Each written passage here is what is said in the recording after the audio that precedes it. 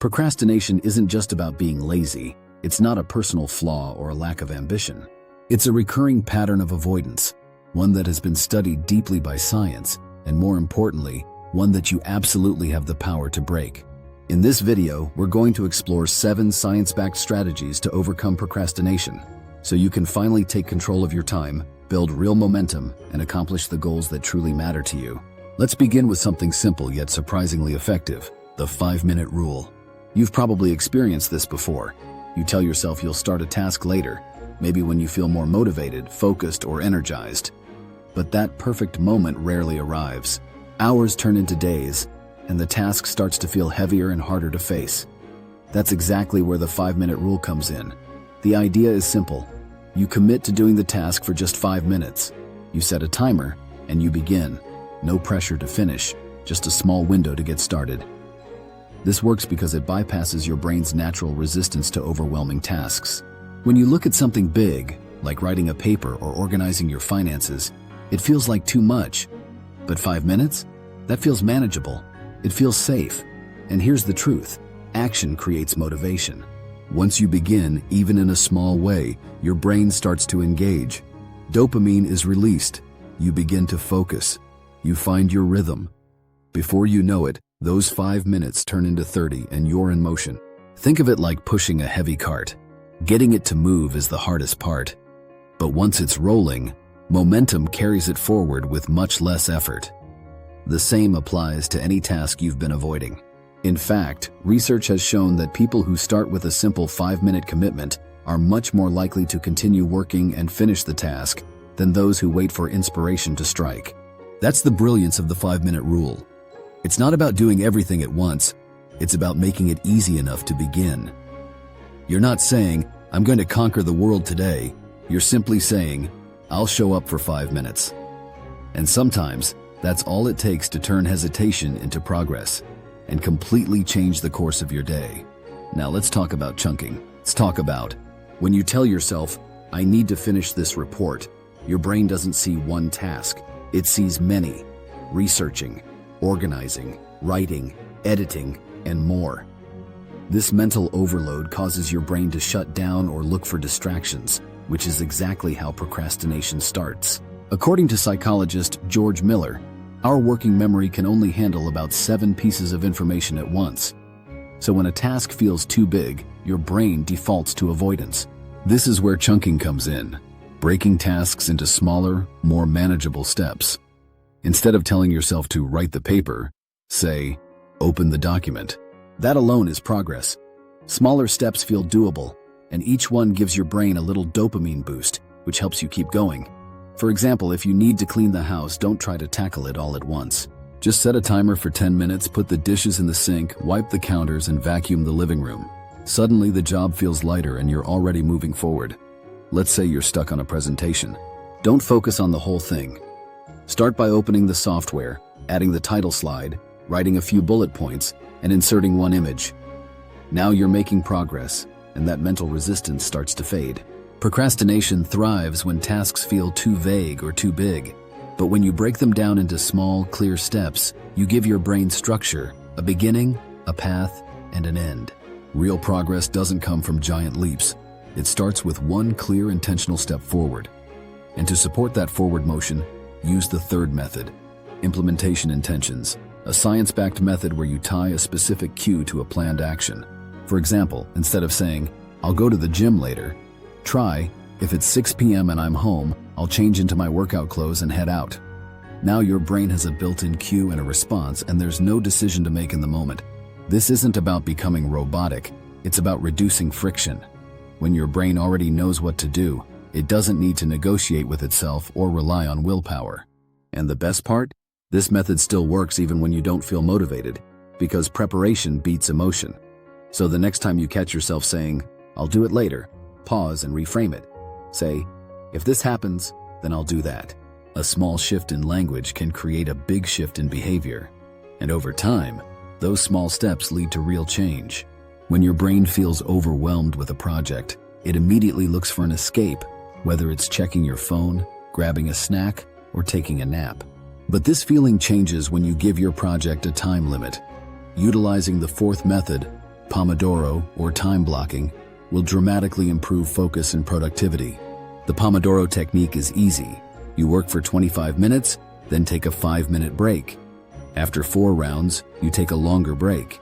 This short window of focus gives your brain both structure and relief, making the work feel manageable and helping you build momentum. Time blocking works similarly by assigning specific blocks of time to specific tasks.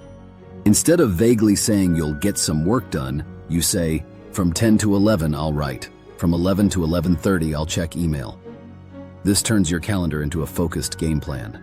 Both methods help reduce distractions, boost follow-through, and give your brain clarity. If you often feel busy all day but accomplish little, this structure can be a game changer. You don't need perfect focus, just a plan and a timer. Now let's talk about your environment because it matters more than you think. If your phone is within reach, you'll probably grab it. If your desk is cluttered, your mind will feel the same way. This has nothing to do with willpower. It's how the brain responds to its surroundings. So instead of relying on motivation, redesign your space. Start by clearing your desk and removing anything unrelated to the task at hand. If you're studying or writing, close extra browser tabs. Move your phone out of reach or put it in another room. Even though these changes might seem small, research shows they make a big difference. Fewer distractions mean fewer chances to slip into procrastination. And when your environment supports focus, getting started becomes much easier. Even small details in your environment like lighting or noise can impact your ability to focus. A bright, clean space helps signal your brain that it's time to work, while a dim, cozy room full of distractions encourages relaxation and scrolling. You can also add positive triggers to your space, like a sticky note with your goal, a water bottle at your desk, or a specific playlist you use only when focusing. These subtle cues help guide your brain toward action. Think of your environment as a silent coach. It's either supporting your progress or standing in your way. So instead of forcing focus in a space full of distractions, take control and design an environment that makes it easier to take action. When your surroundings align with your goals, procrastination has fewer places to hide. Now let's talk about something just as important: identity, which is the 6th method in avoiding procrastination. While most people focus on setting goals like, I want to lose weight, or I need to stop procrastinating, research shows it's not goals, but identity that drives long-term change. That means instead of focusing only on what you want to achieve, focus on who you want to become. Your habits reflect your beliefs about yourself, so if you constantly think, I never finish things, your brain will find ways to prove it. But if you shift your thinking to, I'm the kind of person who follows through, your actions will begin to align with that belief, even when it's difficult. This isn't about pretending. It's about choosing a story that empowers you.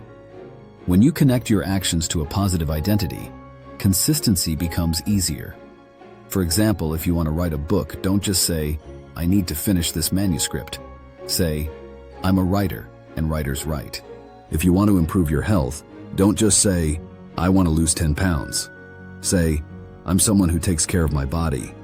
Every time you show up, whether for 5 minutes or 50, you're reinforcing that identity. Over time, those small actions build momentum and reshape how you see yourself. Behavioral science backs this up. People who base their habits on identity are much more likely to stay consistent because the behavior becomes part of who they are, not just something they do. And the best part? You don't have to fully feel like that future version of yourself yet. You just have to act like them, one choice at a time. You don't have to wait until everything feels perfect.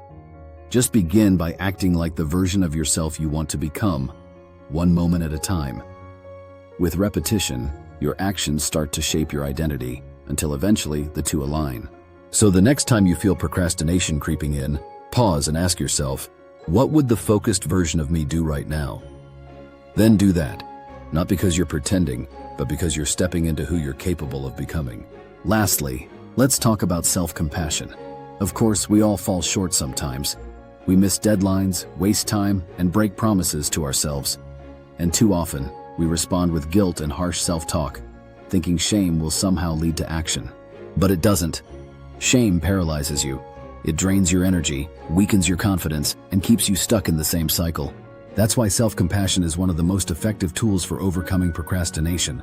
It's not about excuses, it's about treating yourself like a human who's learning and growing. If you'd encourage a struggling friend with patience and understanding, you deserve that same kindness. Research shows that self-compassion helps people recover faster from setbacks and stay committed to their goals, even when they stumble. So the next time you procrastinate, don't spiral. Pause, take a breath, and remind yourself, I didn't get it right today, but I can still start again now. Then take one small step forward, not from shame, but from grace. Because progress isn't about perfection, it's about resilience and the decision to try again. When you slip up, don't respond with guilt, respond with compassion. Remind yourself, I messed up, but that's part of the process. I can begin again now.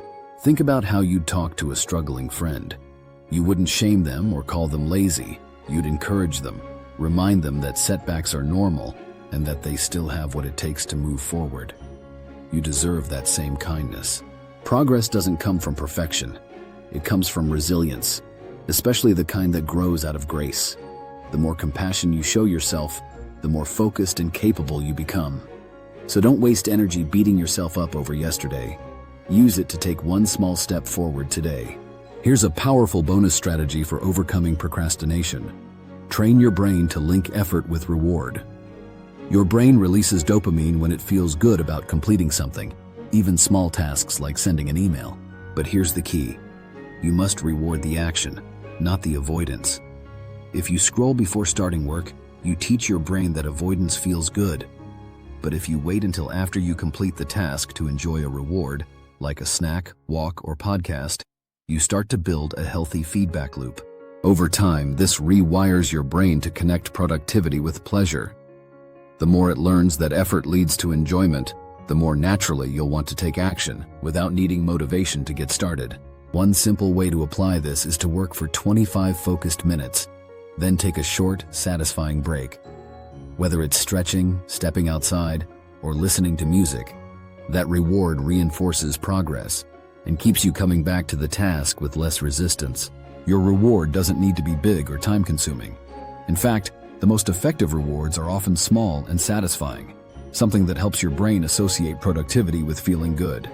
Over time, this teaches your brain that effort leads to positive outcomes, making it easier to start tasks without relying on motivation. As this pattern builds, you'll notice you're no longer waiting for the perfect mood to begin. Instead, your brain starts anticipating the reward that follows your effort, and that anticipation helps you feel naturally drawn to the work. It's not that the task changes, it's that your mindset does. That's why it's so important to celebrate small wins. Each time you reward effort, you strengthen the habit loop that helps you return to the task again and again.